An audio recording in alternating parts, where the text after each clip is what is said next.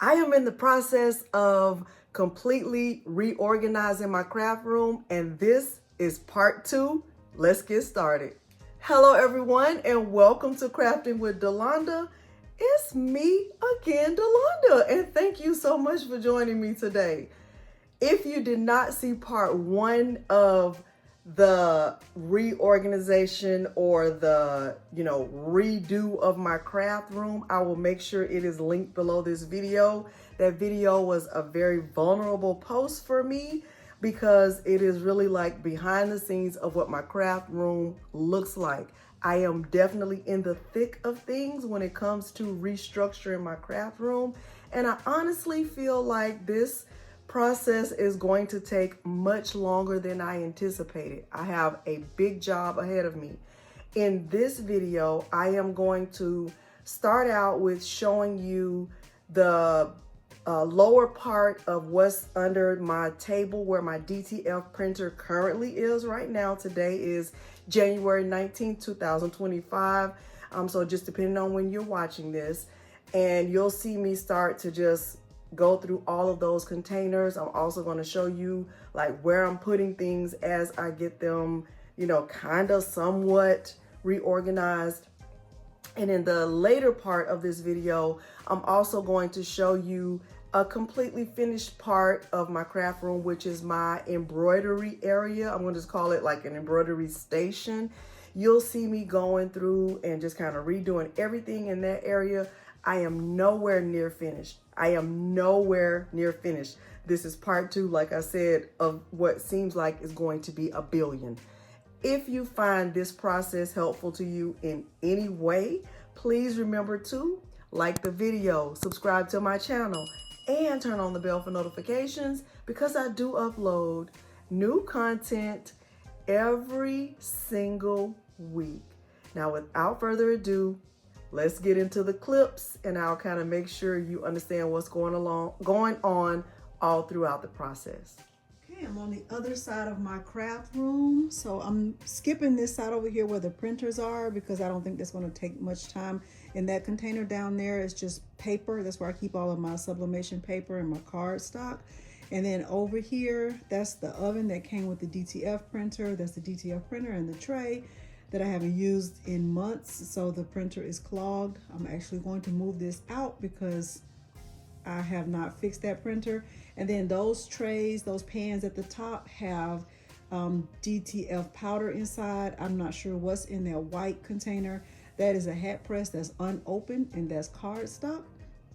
Down here under the table, these are all unused tumblers and mugs that I haven't used. Some of them are even unopened, and those are bags for shirt orders or any kind of things I need to send out. And down there, that is just printable vinyl, and then some mugs.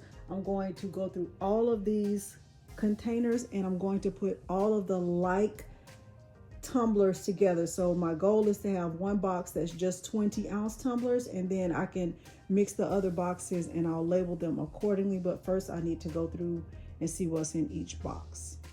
So what I'm doing right here is just going through each box under this table. I'm removing those packages and labeling them.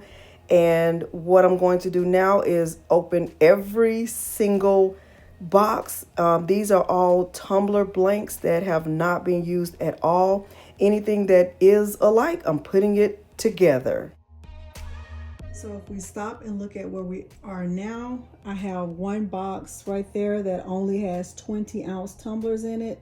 This box has smaller tumblers and some sublimation ornaments. This has a variety of tumblers. I'm still going to go through those. This is the stuff that came out of the boxes, but the truth is those are not all of my containers of blanks. I also have 2 additional boxes, and to be honest, it's a little bit frustrating to me that they are not the same size. Not only are they not the same size as that, they're not even the same size as each other. So these are more tumbler blanks that I need to go through and organize. So that's one container. And then I also have this box right here that has tumblers in it that I need to go through as well. So now what I'm going to do is go through these, see if any of these are 20-ounce regular white sublimation blanks and put those in there.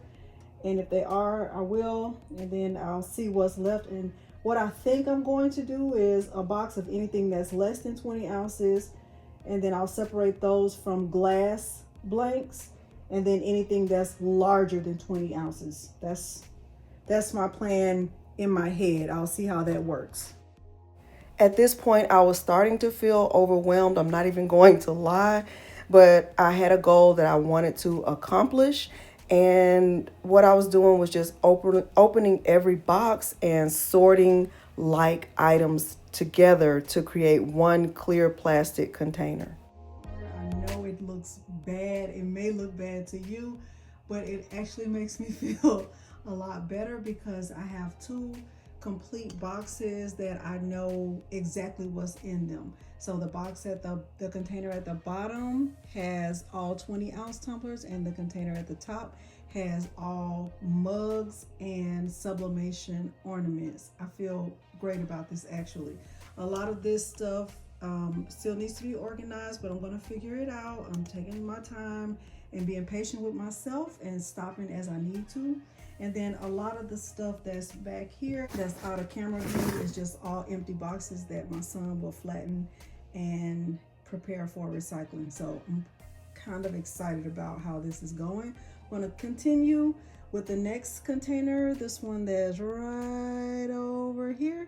I think I'm going to start that with glass sublimation blanks. I was able to make one clear box of just glass sublimation blanks. I know you can see Milo coming in and out of shot here and there. He was really trying to figure out how to get close to me, but he didn't want to step on the boxes, which I could appreciate. So now I'm really winding down. I'm trying to get to the bottom of this. I did not want to quit in the middle.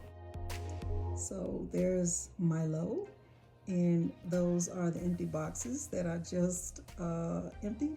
These are the containers that are all organized. I know what's in each container. I have it labeled with that red tape. This stuff right here will go with my wood blanks. Those syringes, I purchased those to go with my DTF printer, so I'll put those away with my other DTF supplies. That's holographic DTF film. I'll put that with DTF stuff. And then that is packaging bags, so I'll put that away. And then this box right here of tumblers, I'll get those put with these, even though I couldn't fit them in the boxes. I'm perfectly fine with that. I will get these boxes moved out to the other room where I'm going to move them, but I feel really good about this part. And when I do my next video, I'll be moving this stuff over here. I need to finish with the table, but I'll do that at another time because I think I've done enough for today. As containers are being organized, this is where they're being moved to. Everything that's on their front row is going with like the giveaway pile, so I'll still be trying to figure that out.